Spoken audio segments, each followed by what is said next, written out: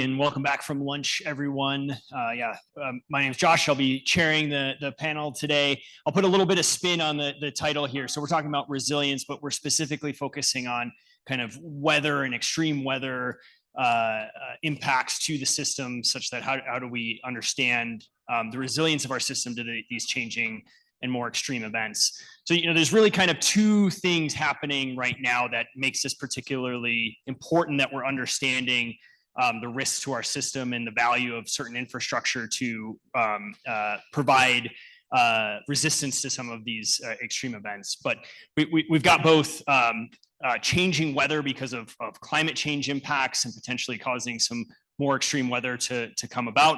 But then we also have the energy transition, which is changing our generation portfolio. We have the electrification on the load side, which is changing the way that our demand profile reacts to temperature changes. So we have these two things happening at the same point. So it's becoming increasingly important that we really understand the impacts of these extreme events to our system. So we've got a great panel here today. We've got a couple of folks from the system operator who are going to walk us through some of their modeling to help us understand the data sets that they're using, the modeling methodologies that they're using. And then we've got two kind of more research or non-ISO based studies that can help us understand kind of where things are going, how should our methods change as we're trying to understand the resilience of the system, and how do we need to change the data sets that are inputs to those studies. And before I hand it over to Stephen to kick us off, I will say too, I want to thank Warren Lasher for putting together this panel. Unfortunately, he has a hockey injury that it made him unable to attend today, so I'm filling his role at the moment. But he really pulled all of these fine folks together and got them organized to help us tell a good story today. So with that, I'm going to hand it over to Stephen George from ISO New England.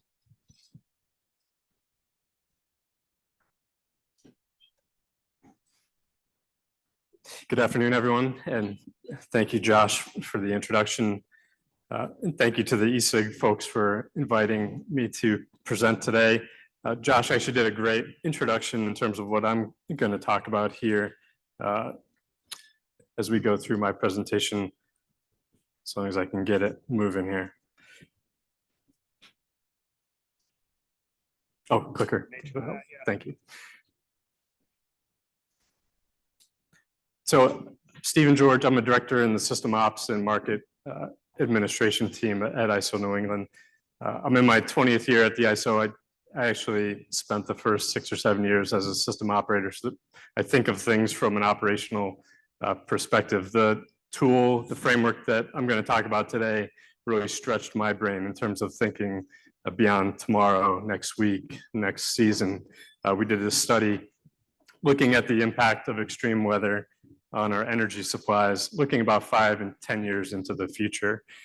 So kind of before I get into the details of the model and some of the results, I just want to set a little bit of context in terms of New England's concerns with energy adequacy, kind of how we've got to where we are today and how we're thinking about that changing as time goes on. If you look at this slide, you say, 31.5 gigawatts of generating capacity in New England. We serve about a 24,000 megawatt load in the summer, about 23,000 megawatts in the winter on peak. You would think that's enough generating capacity to make it through, even after accounting for forced outages and things like that. But what we've seen in New England really over the past 20 years is that we have energy adequacy concerns when it gets cold, and more specifically when it gets cold for long stretches of time, 8, 10, 12, 14 days.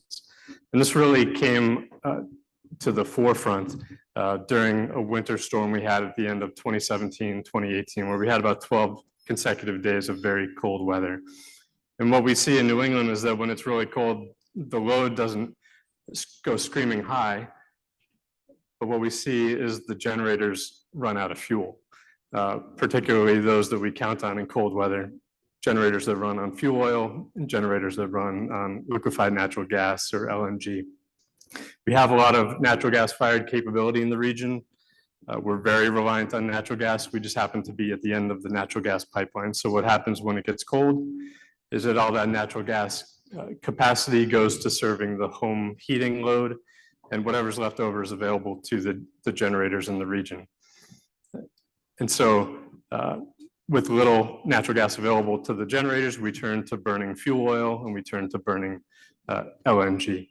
So that 31.5 gigawatts of generating capacity starts to shrink down very rapidly when it gets cold for a long period of time. So we've been talking about energy adequacy in New England for a while, and we've started to think about it more in terms of how does that concern with energy adequacy change over time, given the expectations for change related to both the resource mix and the demand profile. So as I mentioned, our loads are roughly 24 gigawatts, 23 gigawatts in the winter.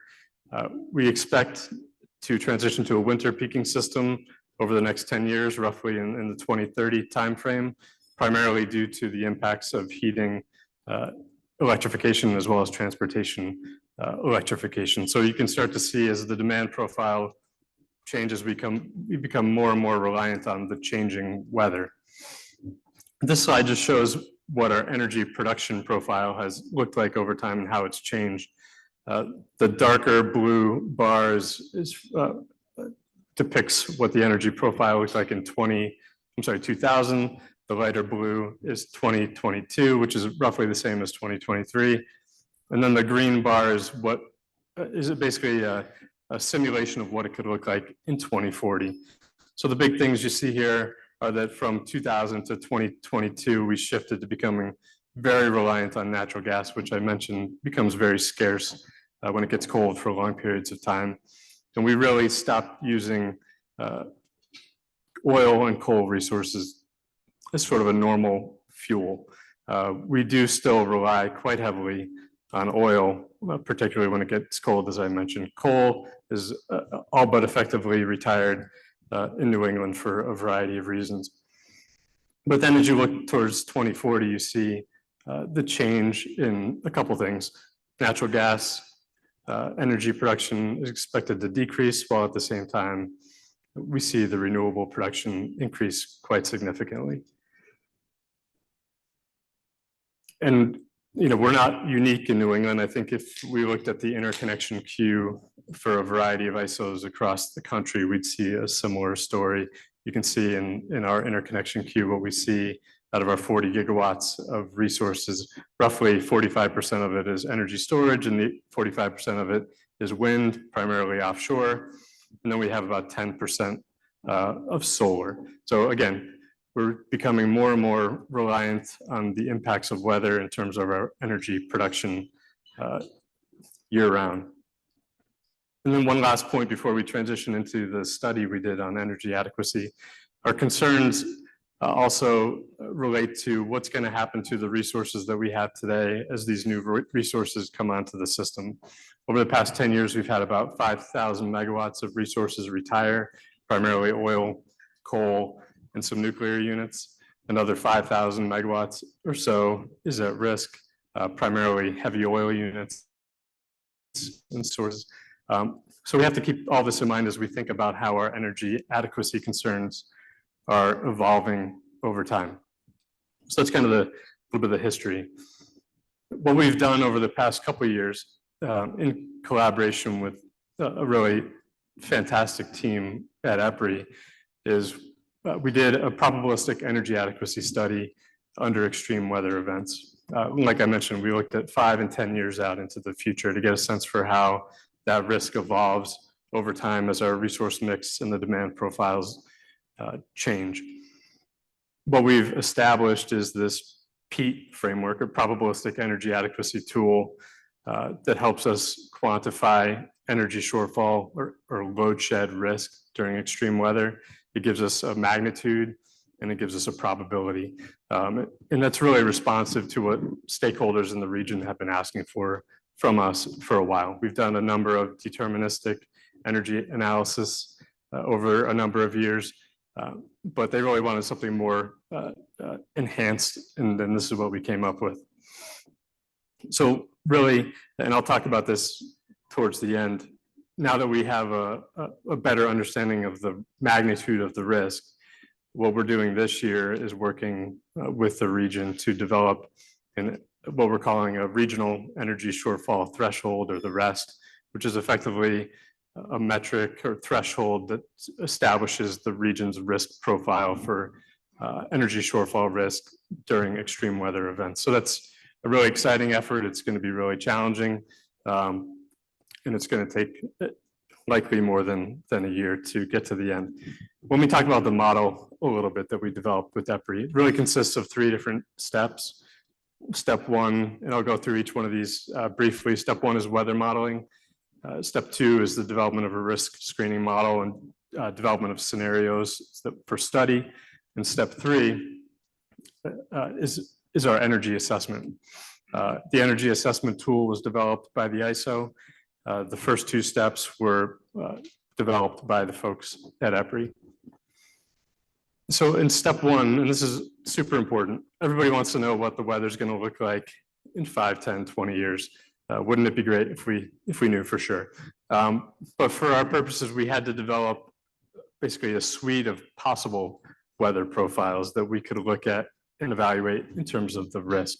So what we did at a very high level, we could probably spend hours talking about this, but effectively looked at 72 years worth of weather data for various cities in New England from 1950 to 2022. We got a sense for how the weather's changed over time. And then what EPRI did was they took that 72 years worth of weather data, ran it through 5 different global climate models, applied 2 different emissions pathway scenarios to ultimately give us this enormous data set of potential weather for the years we wanted to study,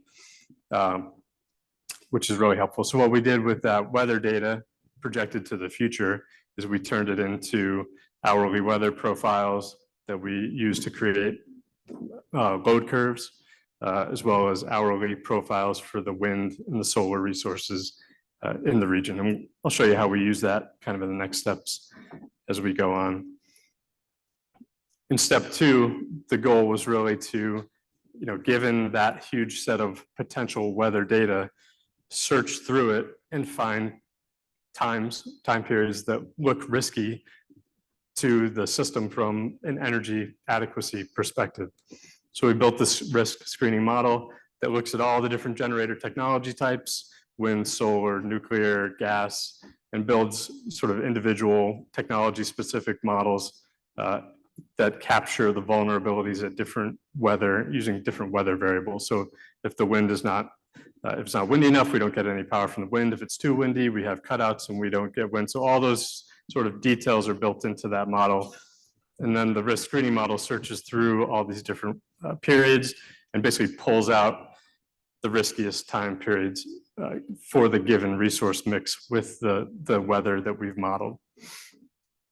So effectively the output of this risk screening model was about 1,500 potentially risky events. And by events, for our study, we're talking about 21-day periods.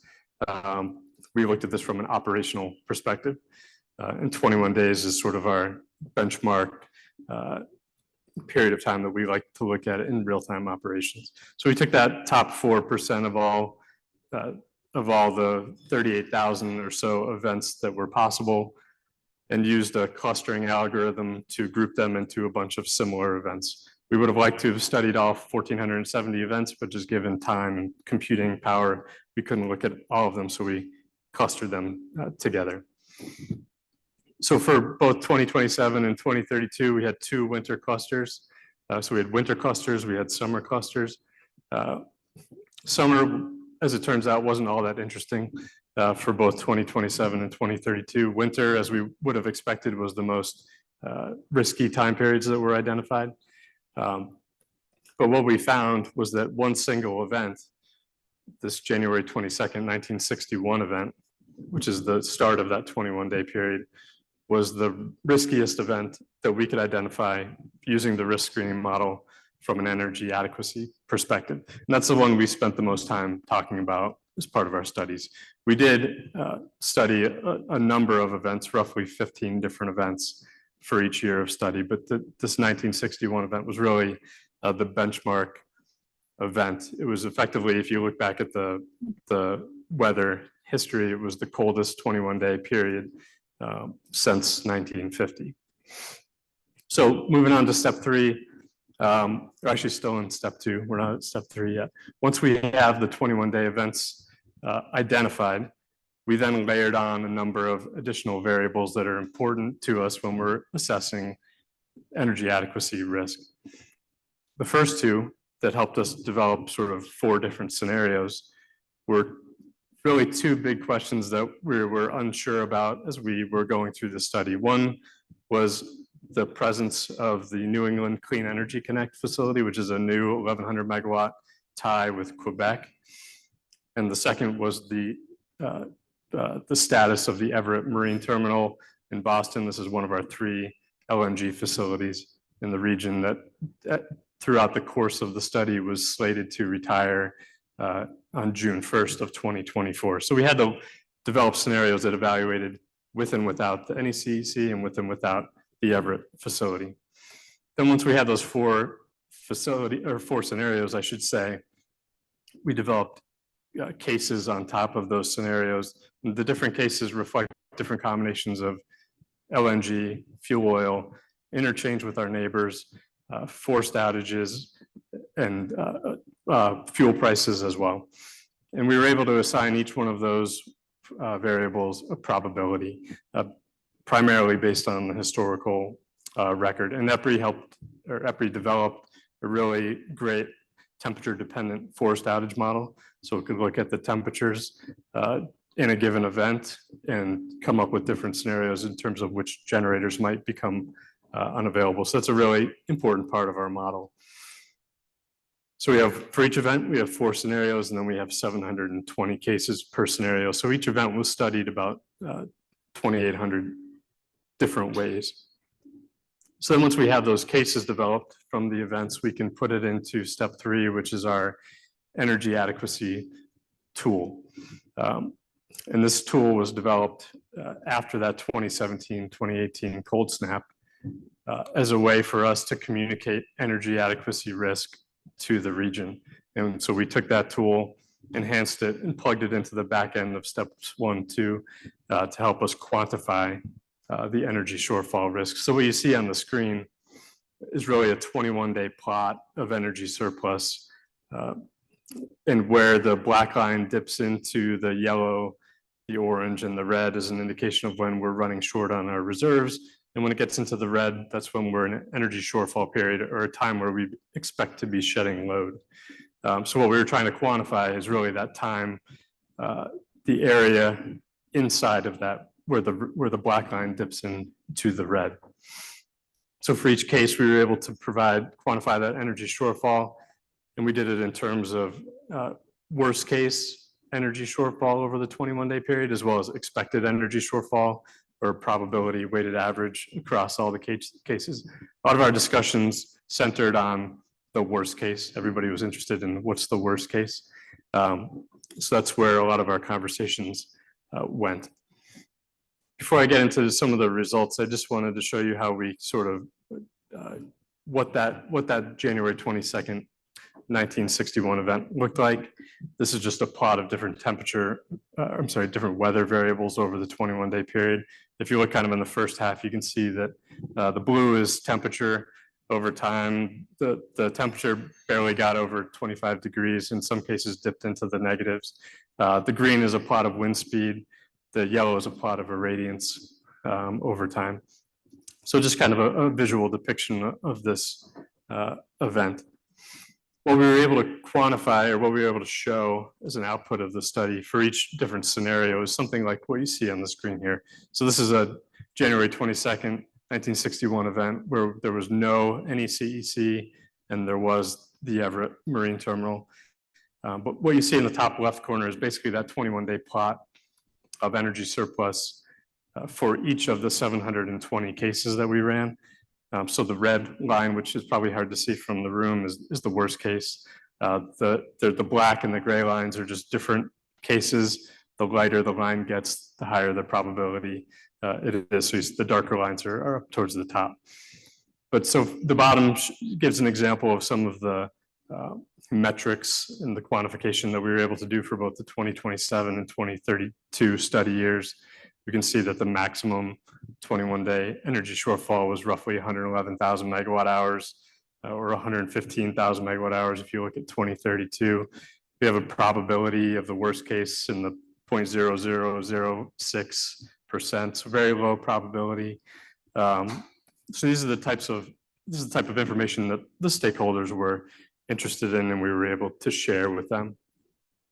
What's interesting, the study took us about 2 years to build the framework, run the studies. And of course, as we're doing that process, our ability to forecast things is getting better. So for example, we do the annual load forecast process is done by the system planning group.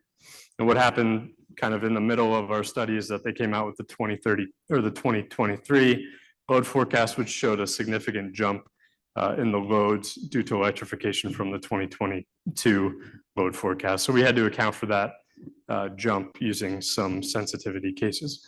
What's interesting is that from 2022 to 2023, we saw that for this 1 January event, the peak day load forecast jumped by about 15%, and the 21-day energy demand increased by about 10%. So it's pretty impactful to our results just by our forecast getting better from 1 year to the next. As everybody knows, sort of the state of the art of forecasting heating and transportation electrification is a evolving art. So there's a lot here, but in the interest of time, I'll go quick.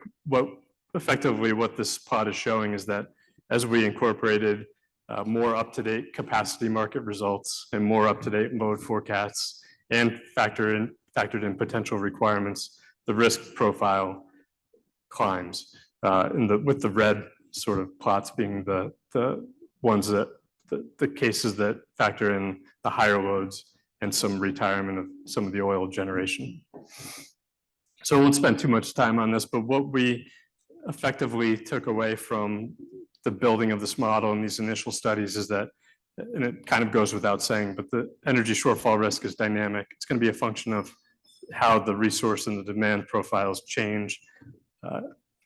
There's obviously a number of assumptions built in, and as those assumptions do or do not come to fruition, the results could deviate significantly. Some things we looked at or that we assumed that are potentially very impactful is one, a reliable gas system. We didn't study the loss of a major gas compressor, as an example. An oil supply chain that works and is responsive, and no significant impact due to emissions limitations, which is sort of an evolving discussion in and of itself. So we have a range of risk. We have a range of associated probabilities. We know that in the near term, the risk is manageable is how we framed it. We said that if we see this risk on the horizon from an operations perspective, we're going to take actions to mitigate that risk through either emergency actions, working with resources to get replenishment, conservation, things like that. What we did see is as we look towards 2032, the risk profile increases, but at the same time, the more PV, offshore wind imports, the more we get, it is clearly impactful to mitigating some of that risk. Even PV, which doesn't help us in a winter peak, it helps conserve the energy consumption during the day. So we're running less oil, we're using less LNG during that duck curve time that everybody likes to talk about. So we have this new framework. We have the PEAT framework in place. The region and the ISO think it's a very important tool to help monitor this risk as time goes on. And as I mentioned at the outset, we're going to work this year to develop this regional energy shortfall threshold, which is really the next step to saying, okay, we can quantify the risk, we know what the magnitude and probability is, and we can monitor it as time goes on, but what's our threshold? When do we have to do other things in terms of market enhancements or other actions to help bring that risk back in to within tolerances? So that's pretty exciting conversation. Ties in, I think, to a lot of the discussions here today, and as well also the resource adequacy panel later today. So I will leave it there, and thank you all for your attention. Thanks, Stephen.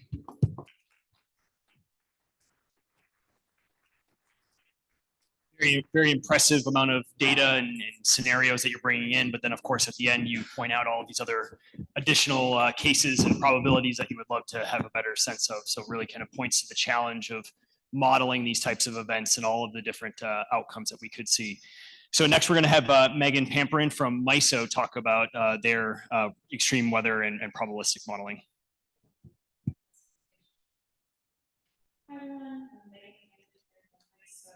I'm an engineer for our strategic assessment group. Today, I present studies we've done that relate to resilience.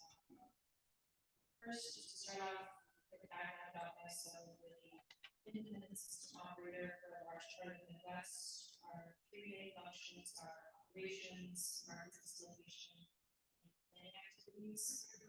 And as of the end of December 2023, our generation mix was largely coal and gas, but that's anticipated to change pretty rapidly in the next few years. So I'll start off discussing some work we've done to analyze how extreme events are represented in our probabilistic models. To do this, we looked at three recent extreme events: Hurricane Laura, Winter Storm Uri, and the event in our system. All three of these events caused a spike in forced outages across all parts of the MISO footprint.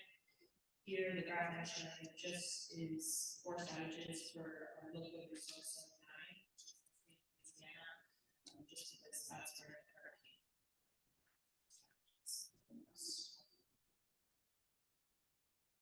So we looked at how those actual forced outages compared to simulated forced outages in our loss of load expectation model, or LOE model. And that model uses seasonal forced outage rates to randomly schedule outages throughout the time of simulation. So we did our comparison, and as expected, we found there was a pretty big discrepancy between the actual forced outages from some of these extreme events and what we were seeing in our model. So here I have the example of that for Winter Storm Uri. This is MISO forced outages. So just to caveat, the simulated forced outages that I'm showing is just for a single sample. Of course, when we do our full LOE analysis, we do multiple outage draws, usually around 250 samples. So for any one of those samples, the forced outages could be higher or lower than what I showed here, but this is just an indication of what we're seeing in our models. So we then wanted to understand how that difference between actual forced outages and simulated forced outages impacted our LOE metrics. So to do that, we created a model of the current MISO system, specifically the 2023 to 2024 generation mix and load.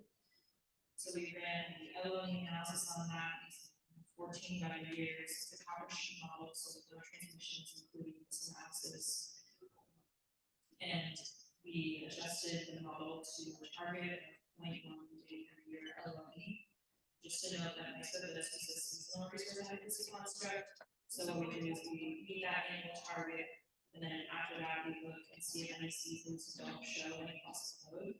And for those seasons, we adjust to a target of 0.01 day per year LOE. That across all seasons. So we did that for the base case, just our normal LOE modeling practices, and then we created models that added in the actual forced outages during each of the extreme events we're looking at. And when we did that, we did see some impacts on LOE. You can see for Uri that had the biggest impact, and as expected, that winter LOE jumped to 0.25 days per year. Under the same adjustment as that base case, just a little bit low. We also saw a small increase in LOE for the Hurricane Laura case, but that wasn't nearly as impactful as just we think that's because Hurricane Laura really only targeted Louisiana, as I mentioned, in the MISO footprint. So the forced outages were nearly as drastic as what we saw in Europe. And the events had another impact on it. So we do recognize some of the limitations that are caused by using average forced outage rate values, even though we do have the granularity for the 4 seasonal forced outage rates. So what we did is for our planning year 2023 to 2024 annual LOE study, we added in what we call incremental temperature dependent forced outages into our model. this is now a common practice across all of our resource adequacy probabilistic modeling. So how these temperature dependent outages work is we find a linear relationship between temperature and forced outages, and we do this specifically for cold weather because it's a MISO footprint. You don't see a huge correlation between hot temperatures and increased forced outages. And so these curves were developed for us by consultants, Stronic, and they developed them separately for different fuel types, specifically coal and gas, and then also separately for every local resource in the MISO. So here I'm showing an example for local resource zone 2 coal temperature dependent outages. You can see once the temperature drops below 10 degrees Fahrenheit, forced outages start to decrease. And that's reflected in the table I have on the right hand side of the slide. That starting point at 10 degrees, that's when the relationship begins. So the way we model this is we have hourly temperature data per hours for all of our historical weather years that we use in our hourly model.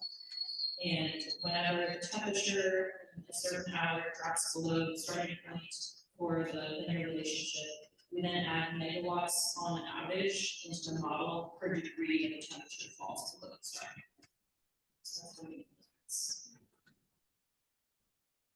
So when we make use of those temperature dependent outages, we do see an improvement in modeling during extreme events. Here again, showing an example of Burleyson. This is very similar to the graph that I showed before with my SOI forced outages, but I added in that dark blue line. And so what that shows is simulated forced outages, those are the ones that are randomly scheduled by our model based on those seasonal forced outage rates, and added on top of the cold weather outages. And so you can see really even before the spike in forced outages during the period, it's so cold that there are those temperature dependent outages being added in.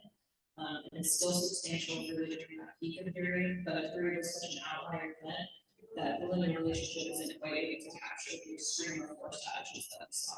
So there is still a gap remaining there. We do think that in addition to modeling improvements to help with that, we can go with LOE enhancements as a continuous process, and also and we just actually announced quite a few near-term and longer-term enhancements that we're planning for our LOE model. And one of those is adding correlated outage events, which could definitely help not only with cold extreme events, but all extreme event models. And then just the last point I want to make about this extreme event analysis we did, we also compared simulated renewable data to historical renewable data. For this, we just looked at wind because there's not a ton of solar on the MISO system yet. So looking back at historical data, there still isn't a ton of data on solar. So focused on wind here. Typically, we use these simulated profiles. Really only our forward-looking studies, our 10 or 20-year studies, and we're projecting a lot of change in solar and wind mix, and a lot of those plants being added in new locations where we can't just use the historical generation profiles. We have to project what will look like in the future. But for the case of this benchmark here, we went ahead and simulated wind output profiles for the current system, so the wind generation system for like 2023 to 2024 timeframe, just so we could compare it to historical data. What we found is that in some areas, like LRC3, for example, there's pretty good alignment between simulated and historical data. But on the right hand side, for example, like LRC4 is what I pulled here, and this is Springberg, sorry, I zoomed in again to here.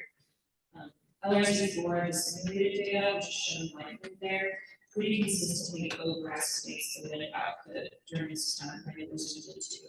What good thing did was is that when the wind output really dropped off there in the area of LRC4, towards the right hand side of the graph there, the simulated data did match that pretty well. So that is a positive thing that during the most extreme part of the extreme year event, there is a lot of simulated data.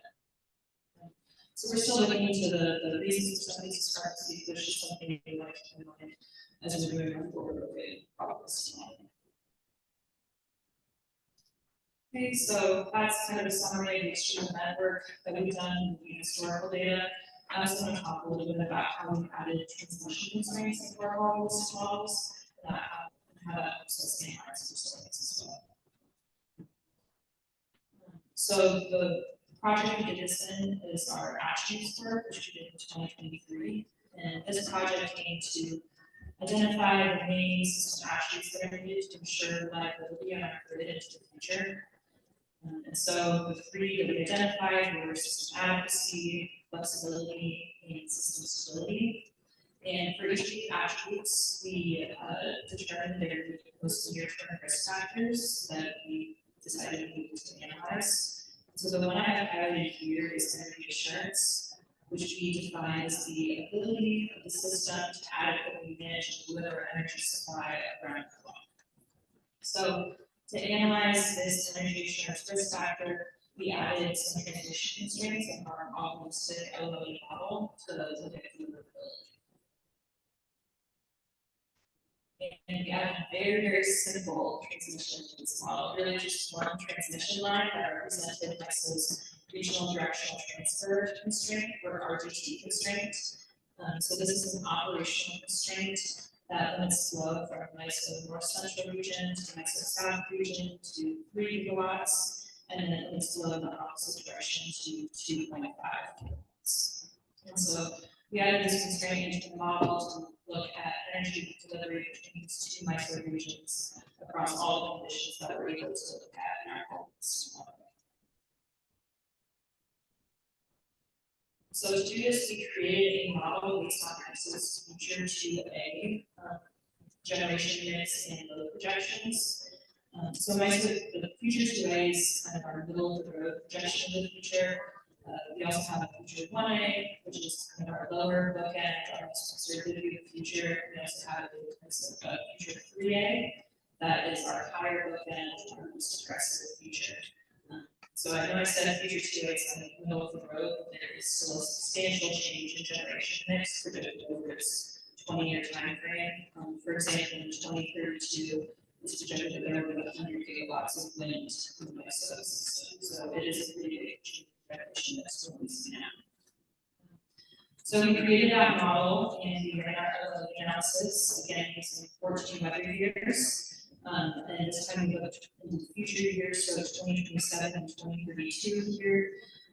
We ran it just as normal, our base case, we're going to call it our copper sheet case with no transmission constraints. We did that first, adjusted it to our annual and seasonal LOE targets. And then at that same adjustment, we ran our RDT constraint model. So it's the same model as the base case model, just with that single transmission line that RDT constraint added. What we found was LOE increases across all seasons for both 2027 and 2032. The impacts were the heaviest in winter and spring for 2027 and in winter for 2032. So not only did the magnitude risk increase, which is what I've shown here, we also saw really interesting differences in the drivers and timing of this, which I'll talk about next. So here's zooming into an experiment example, again, very strong weary. This is for our 2032 model.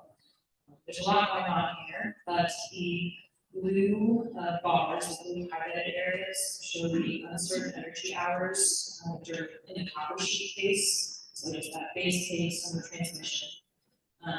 And those align pretty well with times of low wind across the MISO footprint, which is shown in that green line, which is kind of what we expected to see in the model. However, once we added in the RDT constraint, risk shift to a completely different time in the model.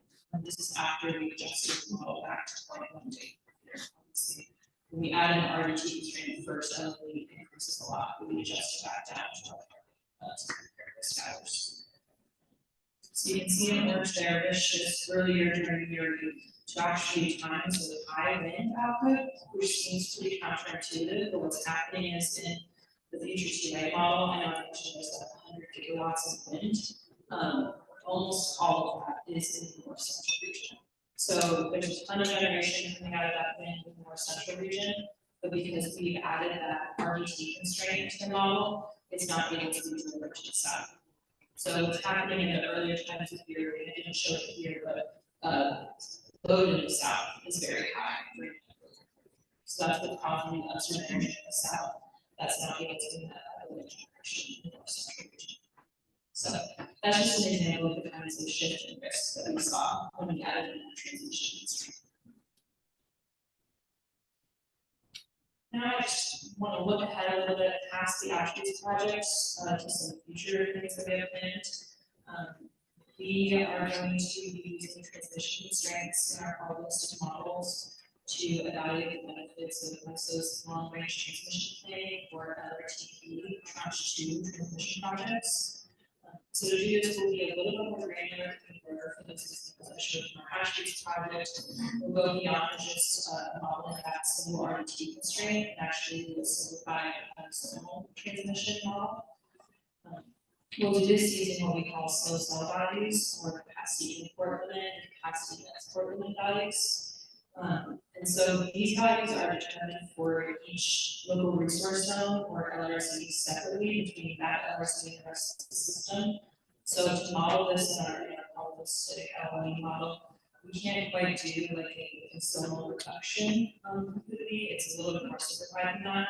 So the diagram I show on the left-hand side is kind of how we plan to model that. We have this proxy of the MISO hub object, and then we have the still cell constraints and the transmission lines between each LRC and that MISO. So to evaluate the benefits of tranche 2, what we plan to do is calculate still and cell. That's done outside of probabilistic model, that's done using transfer analysis on our power flow models. So we'll calculate that for our base case, which is the future MISO system without the tranche 2 projects. And then we'll also calculate it for our change case, which is the future MISO system with the tranche 2 transmission projects. And so we anticipate that still and cell will increase due to the tranche 2 projects because those will enable more transfer between segments and MISO. So once those cell values are calculated, we'll then plug them into our probabilistic model that has those simplified cell constraints. And so we'll determine our metrics like LOE, EV, and reserve margin for both the base case and the change case. And then we'll use the differences in metrics between those two cases to quantify the benefits of tranche 2 projects. And then just kind of one final note here. Rounding up this resilience conversation, we're also considering using this conditional value at risk or C-bar metric, which is essentially an average of the uncertain energy for tail events only to kind of isolate tranche 2's impact on during extreme events and how it can help resilience in the system. Just to note, these methodologies were still going through the stakeholder process with them, getting feedback on us. They're not finalized yet. But we will be publishing a white paper on these probabilistic methodologies and all of our other methodologies for our business case metrics in the next few months. So if you're interested in a little more, I encourage you to keep an eye out. That's all I have today. So thank you all for your time. Questions?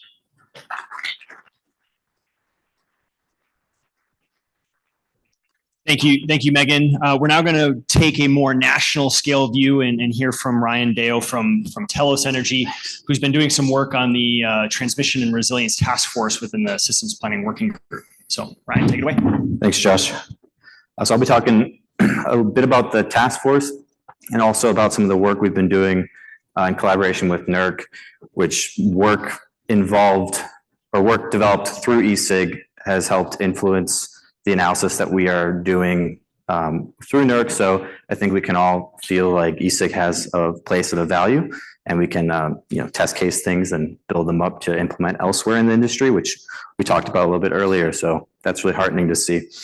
I'm going to be talking mainly about what we developed for phase 1 of this task force, and then also how we're going to be taking phase 1, enhancing it through some of the learnings that we've developed through our collaboration with NERC, and hopefully leaning that into phase 2. So a little bit about the task force before I jump into it. We're specifically looking at transmission and its contribution to resilience. So we have a report that's forthcoming. It's currently being edited by our wonderful task force members. So if any of you are out there, this is a call out to give substantial edits and be participating in that process. So we're developing that right now, and that process was initially to determine current interregional transfer limits We took a historical approach using historical interchange flows from EIA 930 grid monitor. We wanted to use a consistent data set. There's a lot of different approaches, AC power flow analysis that you could have done, but we decided to take a bit more of a simplistic approach and using history to inform what capability is there. It's not perfect, but we use that to develop a national view of how much could you transfer between these regions based on historical events.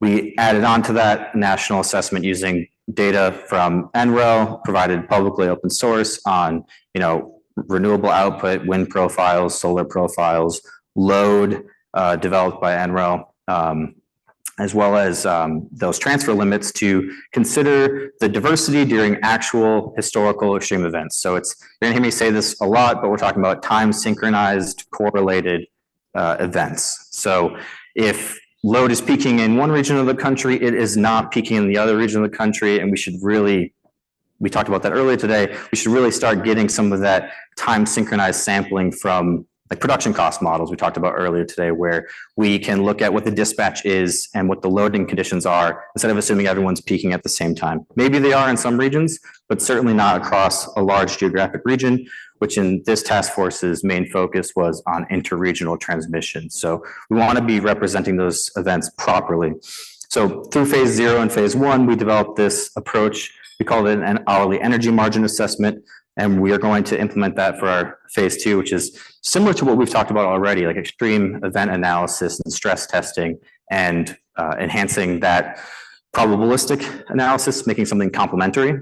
There are pros and cons to the probabilistic analysis that maybe extreme events get washed out in some of those averages, but we want to make sure we're capturing them and planning for them effectively. So on that hourly energy margin calculation, this is a really high level overview because I'm going to focus on some other information, specifically weather dependent outages and some of the lessons we've learned and enhancements we're working on. But we developed for each FERC Order 1000 region using capacity builds. So, how many megawatts of gas and coal and wind and solar are in these aggregated regions. We used the NREL standard scenarios from 2022, one of their cases, to inform a near term capacity build out across the country. We wanted to develop an hourly chronological representation of resource availability. So it's not a full production cost model, but it is looking at available wind and solar in an hourly fashion, seasonal hydro capacity, available thermal, with representation of weather dependent outages for historical weather years. So it's a deterministic look at that. It's not sampling that many times, but it is looking at a temperature dependency with thermal outages. And we factored in expected maintenance as well as maybe some of that is recallable, and then storage, net generation, arbitraged against net load. And then we benchmarked or marked this margin, so hourly energy margin, against a region's load and then a reserve requirement that they would be unwilling to go below, and which would prompt imports. And then the study was focused on those transfer capabilities that we talked about on the previous slide, are those sufficient to mitigate resource risks? I'm not going to be talking about this in more detail. If you are interested in some more of the results of this, join us at our working group session on Thursday. And we'll also be talking about phase 2 in more detail. But essentially, we feel like this allows for a quick assessment at a national scale of a region's expected resource availability, which isn't really done in an hourly fashion or in a coordinated fashion across the country, especially in planning studies. We're looking maybe at our own region or a couple of neighboring regions. We want to capture that hourly variability as well as daily variability when we're talking about outages. Some downsides to this approach is it's not looking at economic dispatch, and we have some simplifications, but we feel like it's a good representation of regional resource availability to inform interregional studies. This was one of the main results that came out of that. So visualizing the margin, we figured 4 plots were pretty good at describing the scenario across the country. So the larger dark lines are the FERC Order 1000 regions, and the smaller ones are these REID subregions to kind of just show a little bit more of the granularity, particularly in load and renewable output. But you can see we have load during a specific day across the country as a percent of their annual peak. We've got daily wind and solar capacity factors, daily thermal outage rates. Those are weather dependent, and I'll talk more about that on the next few slides. And that gives us this daily minimum margin. So it's what was the greatest risk or the lowest amount of resource margin in these different regions. So this is a very large scale view at the 4Q1000. We've been working at a smaller scale view because the results do change when you look at, I think we saw that illustrated pretty well in Megan's slides, where you add that north-south constraint, and that really changes the risk profile. And so that's something we don't have in the MISO order 1000 region, where it obviously is something that's important. So getting some of those more granular regions is really beneficial for these types of studies. Moving on to the meat of what I'm talking about today, comparing outage modeling approaches. So important factors that we want to consider, and we see the industry moving towards, we've already talked about some of them, is capturing system-wide failures like fuel supply disruptions, capturing correlated failures that aren't related to fuel supply disruptions like temperature-induced mechanical failures, and of course, not forgetting about the uncorrelated nature of independent mechanical failures or other types of outages. That we know that all of these things are true at once, but capturing them is quite challenging. We don't want to overestimate or underestimate these things. So here I have just a region from some of the work that we've worked on, as well as some data we have collected in collaboration with NERC on the ITCS. So we have in the blue histogram, just a distribution of all of the sampling done in like a traditional, like annual forced outage model for an entire region's fleet. We see that our greatest forced outage risk in these many hundreds of samples, I think in this case it was over 600 samples, is 14% of the entire fleet, thermal fleet is on outage. So we know, as we've already talked about, that that often falls short during extreme events. So in our project for the energy margin analysis, we used work developed by Sinnet Murphy. We did some adjustments to account for different temperature regions of the United States, since these curves were predominantly for PJM. And we discovered, or we took the forced outage weather dependency. We have this daily min and max temperature curve. And in this case, our highest forced outage risk, which actually doesn't occur in the data set we used for that ESIG study, is 23%. Okay, so maybe we're capturing those tail risks a little bit better, especially that temperature dependency. Now, this is all for the same region, but it's anonymous for a reason. Now, that same region, when we look at GADS data, aggregated by all these fuel classes, but looking at forced outages in particular, this is fleet-wide again, we see that in reality, we have 11 events, 11 days, where the maximum forced outage was greater than 14%, and the greatest was actually 36%. So quite a wide range, and as we've already talked about, capturing that is quite challenging, but it's important when we're talking about extreme event analysis.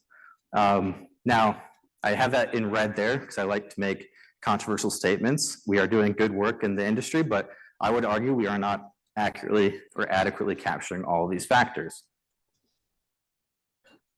Now, something that's important to consider, and I already kind of mentioned it, is that the timing and geographic diversity of extreme events matters.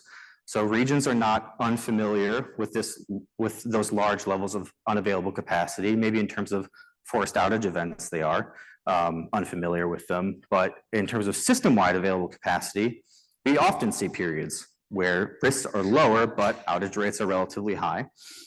So the timing and location and the cause of these capacity shortfalls matters. It matters what your neighbors are experiencing at the same time that you're experiencing them. But it's typically not captured robustly in RA or grid resilience studies, which in our opinion, when we're talking about geographic diversity, it misses opportunities to value interregional transmission, or if we want to be a bit more broad, just interregional transfer capability, right? We know that there's other ways to increase transfer capabilities other than just transmission lines, but we're talking about resource sharing and support. So this is a single fuel gas fleet, maximum daily capacity on outage for a region that was affected during Winter Storm Uri in the Southwest. And we can see that oftentimes there's lots of periods where there's a lot of resource unavailability, but when we're talking about the occurrence and the timing and the location, we need to factor those in.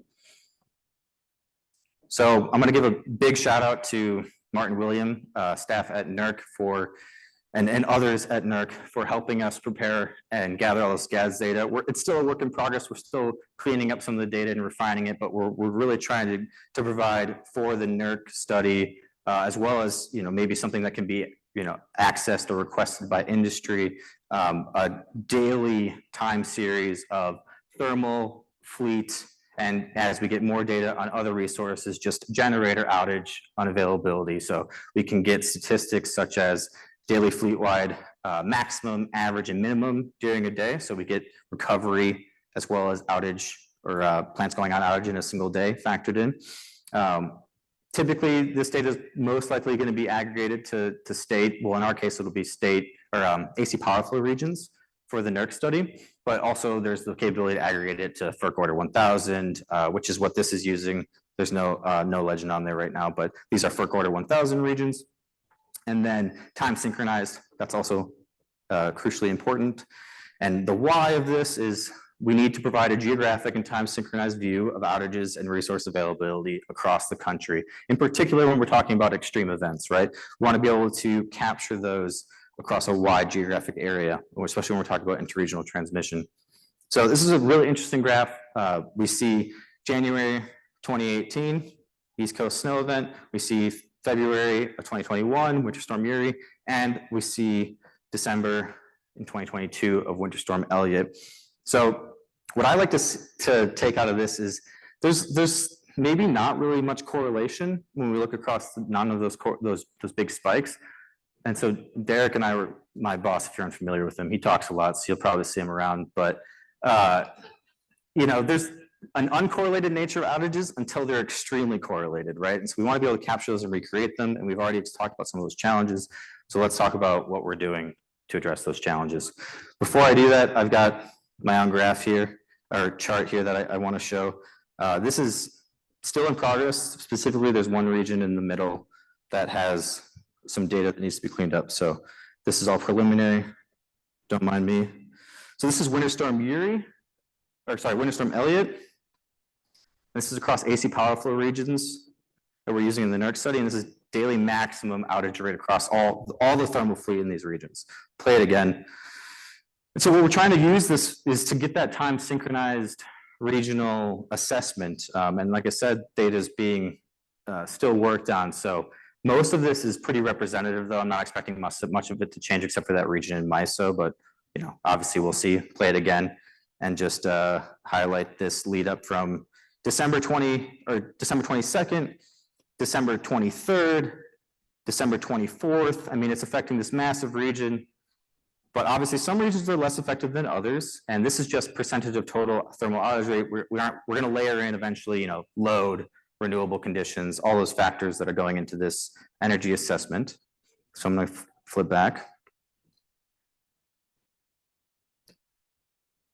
So capturing that nature is really important when we're talking about what's available when to support each other during emergency events.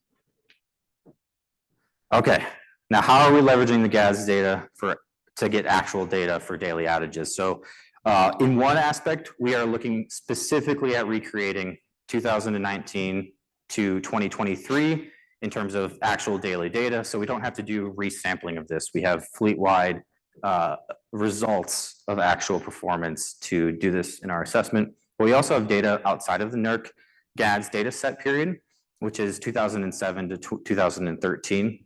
And we want to assess this on a wider range of weather years. So we are leveraging the GADS data using a method that's adapted, maybe inspired by Patricio Roca Garrido from PJM, who shared in our task force some of the efforts that they're doing to recreate events to capture correlated outage risks, such as during Elliott.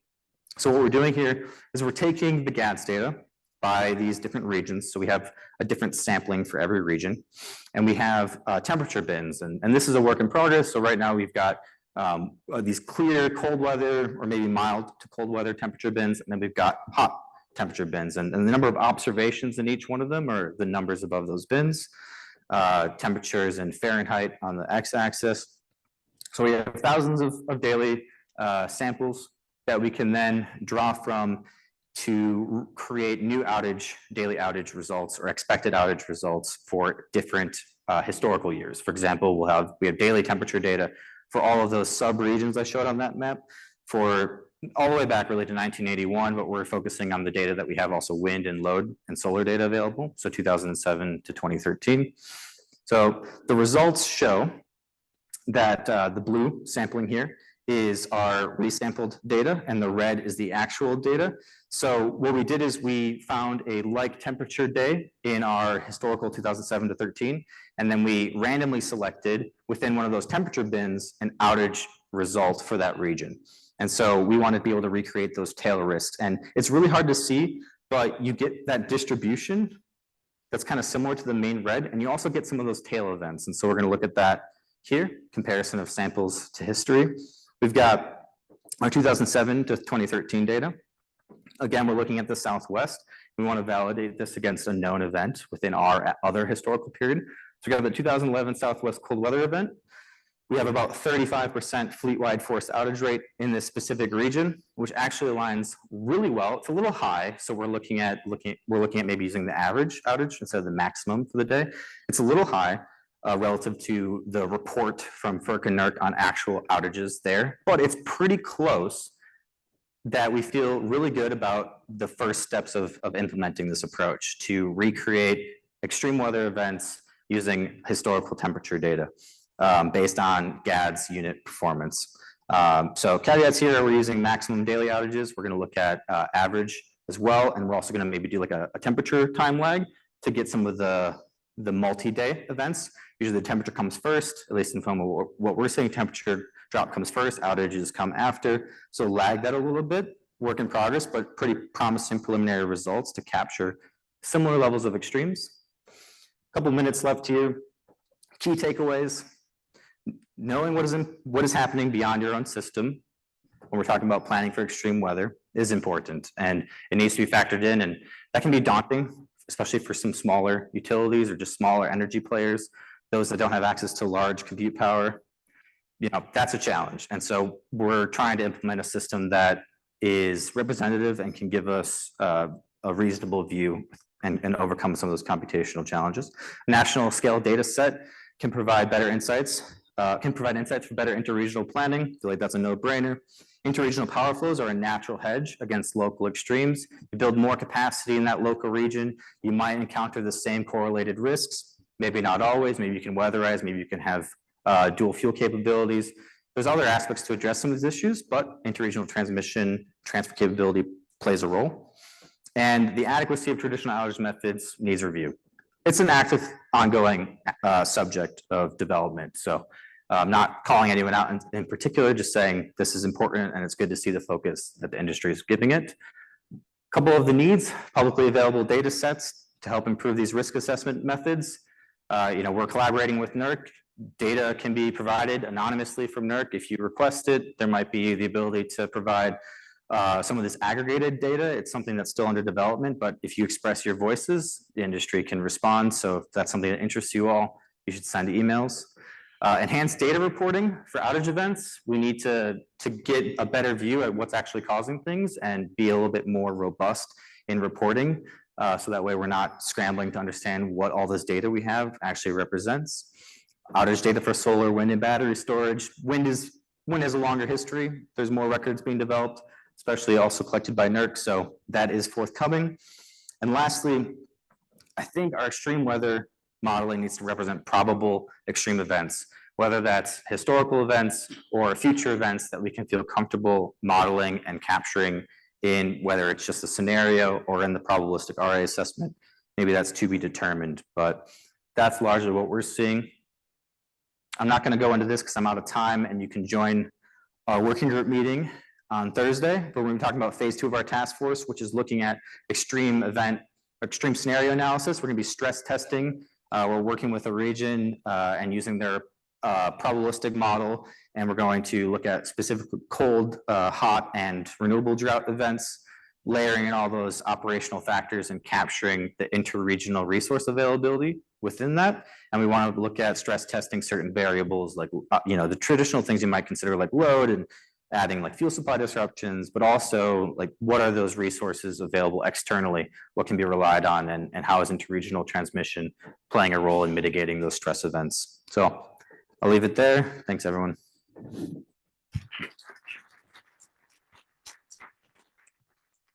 Thank you, Ryan, for giving that overview of what's going on in the task force and some of the work y'all are doing for NERC. So we're going to pass it over to Casey Burleyson, scientist from PNNL. Our past panelists were all kind of trying to help us understand how do you model the impacts of weather so that you can really capture these extremes. Well, to do that, you have to get good weather data to input into that understanding of what's going on. So Casey's going to talk about some of the work that he's doing at PNNL, kind of looking at the future data sets and understanding how climate change might impact some of those weather events. Perfect. Thanks, Josh. So as Josh said, my name is Casey Burleyson. I am an atmospheric scientist. So that's a little bit different than most folks in the room. I don't have a power systems background. My PhD is in meteorology, and I came to Pacific Northwest National Lab 10 years ago to do cloud physics. And in the grand tradition of national labs, I got interested in all these other things that are happening, including looking at weather and climate impacts on the grid. So for the last 5 or 6 years, I, along with my colleagues at the lab, have been looking at how do we better incorporate weather and climate variability into our forcing data sets so that we can understand the resilience of the grid moving forward. So the work that I'll present today has been done across a number of different projects. The primary one of which is this Go Deep project. The acronym is quite long and tortured, but essentially it's looking at a decarbonized system into the future, looking at weather variability impacting that decarbonization, and trying to quantify the resilience and energy equity of that future decarbonized system. But I'll also point out that a lot of the tools that I'll be talking about today, including the core climate data set that we've been using, were developed with Deyoe Office of Science funding. So I'm going to start my talk by making 4 fundamental assertions, and as I do so, this animation is going to play here. I really love this animation. It's done by NASA, and it's showing monthly global temperature anomalies going back, I think, over 100 years out into the future. So my 4 assertions: 1, the existing grid is weather sensitive. 2, weather characteristics, including the probability and severity of extreme events, are changing rapidly. 3, the grid is also changing quite rapidly. And 4, a high renewables grid, which we're obviously heading towards, will be even more weather sensitive in the future. So if you take these 4 assumptions at face value, this obviously implies that we need to change the way that we think about incorporating weather sensitivity and weather variability into our long-term planning. The other thing I'll point out in this animation, right, it stops in 2020, at the end of 2023 and the first month of 2024. And you can see that 2023 was an obviously extreme event, an extreme year in many facets. As a climate scientist, I have to say this caught me off guard. Like, there's a lot of conversation, dialogue in my community about, do we actually understand the system enough to understand the frequency at which and the rapidity at which it's changing? Okay, so here's the thing that I'm going to try and argue in this talk over the next 17 minutes. I'm going to argue that to assess the resilience and reliability of the bulk power system, it's critical to evaluate system performance, 1, with coincident load, wind, solar, and hydro conditions, and 2, across a wide range of historical and projected weather conditions. So I'll start by talking about the climate data set that we built, and then I'll talk about a few different applications of that data set. So as I mentioned in the start, this is a data set we built with Datasets science funding. And it essentially seeks to take the past weather and translate it into the future with additional climate change put on top of that. So what we did is we started with a 40-year historical period, 1980 to 2019. And we took the weather that actually happened. So we took a reanalysis data set, which is our best guess at the weather that actually happened. And we dynamically downscaled that using a weather model down to hourly data, 12-kilometer resolution across the entire United States. And the output of that is all these different weather variables. We basically have every variable you could want or imagine, 25 of which we're outputting every hour, and over 250 of which we're outputting every 3 hours. So I'm showing time series here from the CAISO Balancing Authority region of the evolution of annual mean temperature in the top, and then the evolution of annual maximum temperature projections in CAISO in the bottom. And you can see interannual variability imposed in this 40-year historical period, including things like anomalously hot years, that is a typo there, they're supposed to be years, not yay, that occurred in roughly 2006. So then, but the novel thing that we're doing here is we take this sequence of past events and we repeat it twice in the future. And when we repeat it in the future, we apply additional warming to the boundary conditions of the downscaling model that reflects the signal that we expect from climate change. So this is the first 40-year repeat, and we do this for 4 different scenarios. Those are the different colors in there. 2 different emission scenarios, so RCP 4.5, which is a mitigation scenario, and RCP 8.5, which is a by stock and air conditioning scenario. And then we're doing it for 2 different levels of warming from climate models that are cooler or hotter than the multi-model mean. So what this allows us to do is take that 40-year period, repeat it in the future, and look at how those same events, for example, that hot year that I point out, how they play out in the future. So you can see that same hot year from 2006 reoccurs in the future. And in this first repeat, the peak temperatures in CAISO are 2 to 3 degrees Fahrenheit hotter. We do that again for another 40-year sequence, and now you can start to see divergence across the different scenarios, right? You're starting to see that the 4.5 runs are different than the 8.5 runs, and the runs with the cooler climate models are diverging from those with the hotter climate models, but you still get that same event sequencing. So we can look at this hot year replaying again, 5 degrees warmer once again. The thing I want to point out about this data set is we're making all this completely publicly available, and it's out there. So if this is something that you're interested in using, you can contact me. I'll put the link here. If you're not a fast writer, that's okay. Just find me after, and I can email you a link. So the native resolution of the data set is 12 kilometers. We do a little manipulation on that. First, we spatially average it by county, and then we take that county level data and population weight it so that we can create these 8760 hourly time series for 54 different balancing authorities across the US for all of the historical and the future scenarios. All right, so how do we actually use this data? Well, we can look for heat wave events. So in the plot that I'm showing here, we're looking at population weighted daily maximum temperature in the Western United States during the summer months. So we have 3 months across the bottom. The black dots are the mean over the 40-year historical period, and then the gray dots are an individual realization. So there's 40 of those for each day of the summer.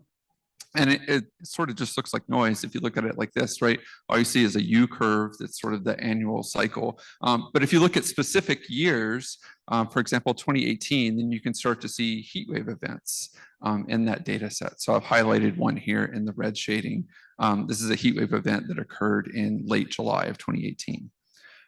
And so we can take the meteorology from these heat wave events and run them through our load wind solar models, and then run those through power system operations models to look at, what is the impact of this variability on the grid. Oh, one more thing. So back to this 2018 event here, if we look at it spatially, you can see that it, in the Western United States, fairly widespread heat wave, extreme heat in the desert Southwest where we are now, and in inland California, and also quite warm in Texas. So for me, this event resonated. I live in Eastern Washington up here, where it was only like 100 degrees. And I say only because my wife was 41 weeks pregnant during this event. And I think she would argue that it felt like 200 degrees. And our air conditioning load almost brought down the Northwest grid, trying to keep her cool. But she had a baby, all's fine. He's happy and healthy. So we can simulate this event, right? This is what I talk about. We translate it into load, wind, solar time series, and then we run those through a production cost model, and we can look at things like unserved load or wholesale electricity prices across the Western US in response to this heat wave event. So in this animation here, which will replay, the top are wind and solar time series aggregated over the Western US. The red line in the second plot is our estimate of the total regional load. And you can see that heat wave build towards the center of the animation. The loads start to peak in the middle. And then the bottom 2 plots are actually output of our grid our grid operations model, where we can quantify unserved load and changes in the wholesale electricity prices. So you do see some unserved load in this base case event, only order of, I don't know, 1,000 megawatt hours at peak. But the novelty of the climate forcing data set is then we can look at this event and see how it would replay in the future under additional warming. So we take advantage of that. There we go. Oh, clicking faster than it can go. We take advantage of that repeating methodology in our data set. So the top is the map that I just showed, the 41 weeks pregnant map. And then the bottom is the projected temperature map in that first repeat with additional climate change applied to that. So you see hotter everywhere, including in southeastern Washington and in the desert Southwest. And if we look at this on a balancing authority basis, which is what I'm showing in the right plot, you can see temperature increases on the order of like 5 to 10 degrees Fahrenheit just in that first 40-year repeat. So in the right plot, the x-axis is the historical heat wave maximum temperature. The y-axis is the projected maximum temperature, and each dot is a balancing authority in the Western US. So on average, it's about 5 to 6 degrees warmer. Some balancing authorities exceed a 10-degree warming for this particular event just in the first 40-year repeat of our climate data set.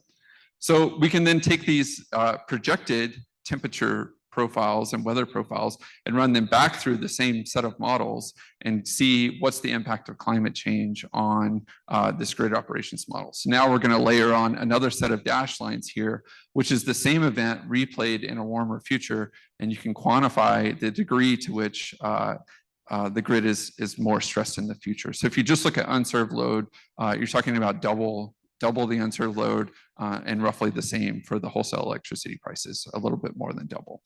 So, I mean, to some extent, right, this is what we would expect to happen, right? You make it hotter, the loads get higher, you have more unserved load.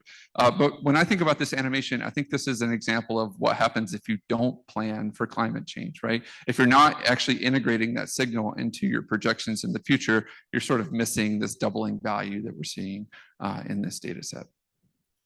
Okay. I should maybe go a little bit faster. So this is the data set in one application that we've been working on over the last year is working with the National Transmission Planning Study, which there was a really fantastic session on this morning to leverage some of these weather projections to stress test their system. So they're building out this, this idea of what the system could look like in the year 2035 with new capacity, all this expanded transmission, and then they actually want to test it under stress, like provide it with a couple of historical events that we know were stressful and see how the system responds in the future and see if we can actually gauge the economic benefit of that additional transmission under these stress scenarios.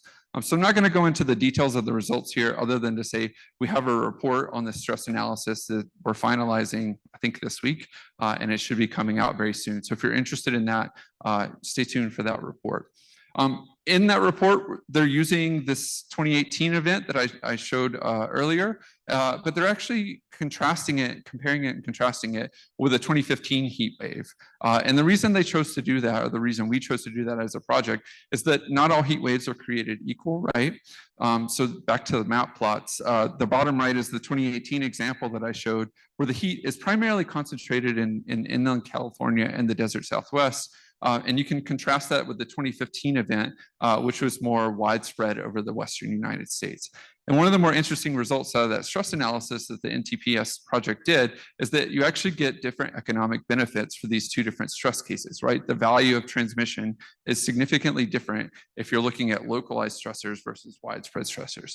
Again, it's a bit intuitive, but to actually be able to quantify that is a unique contribution that I think is pretty exciting. So how can we move forward with this? Like, how can we actually exploit this capability? And I think from here on, it's a bit speculative, but I think that we could do a better job of simulating more weather variability, right? So I mentioned NTPS was using 2 case studies of heat waves, but there's 40 years of data in our data set, historical, and 80 years of projected meteorology. And we can run all of those through our wind load and solar models. So what I'm showing here is just two dots of the peak demand in the Western US and the day of the year in which that peak demand occurs. And I'm highlighting the 2018 weather year and the 2015 weather year that I've been talking about. But if we actually push all 40 years of variability through our model, you end up with this really interesting scatter plot where you see the actual peak demand can vary by upwards of like 15,000 megawatts, and the timing can vary by plus or minus 2 months in time. So what I think of when I see this, I think this is actually a library of cases that you can choose from for your stress test, for stress testing your system. So for example, you can select weather years with extreme peaks for testing resilience, right? If you're only concerned about like what's the maximum absolute load that my system might experience, you would pick from dots on the top of the y-axis here. If you're in the Western US, hydro is really important. You can actually select weather years with late season hydro peaks or with late season peaks to assess the reliability of your projected system with low hydro conditions. So I think that we're under exploiting the variability that we could in these types of studies. The other thing I think about is this concept of isolated events. So I mentioned like the 2018 heat wave. Ryan gave some really nice examples of isolated stressors, as did Megan, with these winter storms and so on and so forth. What I think we could do a better job of is thinking about compounding events. So two things that happen at the same time. The most canonical case is heat waves and droughts in the Western US, right? You could also think about heat waves and wildfire. Or if you're in the Eastern US where they're building all this offshore wind in the ISO New England area, what happens if an early season hurricane comes through your system and then it's followed by a heat wave sequentially, right? We're not really sort of thinking about how these things, these different types of stressors pair together or compound if they happen in sequence with one another. I think we could do a better job of that. The other thing I'm moving towards my close here, but the characteristics or the events that stressed your system in the past are likely not the characteristics of the events that are going to stress your system in the future. And I think of this particularly in the context of like a high renewables future. So I'll just highlight this paper that we published last year, where we took that 40 years of historical weather and we ran it through existing wind and solar plants across the CONUS. And we quantified the frequency and intensity of energy droughts. And if you're not familiar with the definition, energy droughts are simultaneous periods of suppressed wind and solar potential. So we actually had a 40-year quantitative characterization of how energy droughts vary for these different regions. And so, you know, there's a lot of results in the paper. The one I want to highlight here is there's a seasonal cycle to these types of things. And in lots of regions, the frequency of energy droughts aligns with the peak load. CAISO is the obvious example here, right? Where you're having more of these energy droughts occurring during periods of very high loads. So this is obviously going to have implications for your system if you're having high loads with suppressed wind and solar. And I think we need to sort of factor this in and think about what this looks like. We're expanding this study currently to look at projections in moving forward. So the study that we published last year looked at existing on the ground plants. We're now taking and looking at projections of a decarbonized system and quantifying energy droughts in that decarbonized system. And the early result is that the relative severity of energy droughts is expected to increase. It's probably due to just the increased capacity of renewables, but also where they are. So they tend to be located in very similar regions, right? You're putting wind where there's wind resources available. And that's sort of creating a potential vulnerability of the system where you're going to have more of your capacity at risk at any given time should one of these energy droughts come along and impact. So the thing I want to close with is what I think we're moving towards as a community is a continuum of stress testing approaches. And I created this slide before I saw the other talks, but actually the other talks in this session line up all across this continuum, right? In the most basic form, which is better than nothing, testing your system using historical load, wind, solar, hydro data for a limited number of specific events. This is like looking at the hindcast of Winter Storm Uri or looking at a specific hurricane. We can do better than that. We can test our systems using a wider range of historical events. Stephen gave a really nice example of this, looking at 70 years of weather variability, historic weather variability, and trying to identify the events that stress the system. And then thinking about how do we actually leverage these climate data sets to look at future weather, not just the weather that's occurred in the past, but the weather that's here now and is coming down the pipe. Testing using data based on forcing from a single climate data set, or what I think would be the best case is testing your system using data from multiple climate data sets. And I know that there's a cost here, right? Like Stephen mentioned that it took 2 years to build the model and do the study. We don't have time to wait for that, right? Like we need to find ways to make this climate forcing more readily available to you guys, better documented, more ready to go and implement. And I think reports like this ESIG report that came out last year, talking about what are the weather data needs for the system moving forward, are a great place to start, right? This is a roadmap for my community, the climate science community, to provide you guys the tools you need to move forward. So I got 18 seconds. So I'm just going to skip to the key messages here, and I won't read them. But again, I think it's really important to look across a wide range of historical and projected weather conditions. And then maybe the second bullet is the most important part. The conditions that stress your system in the past aren't going to be the ones that stress your system in the future. And it sort of motivates us to study these isolated compounding and sequential extreme events moving forward. And I will stop there.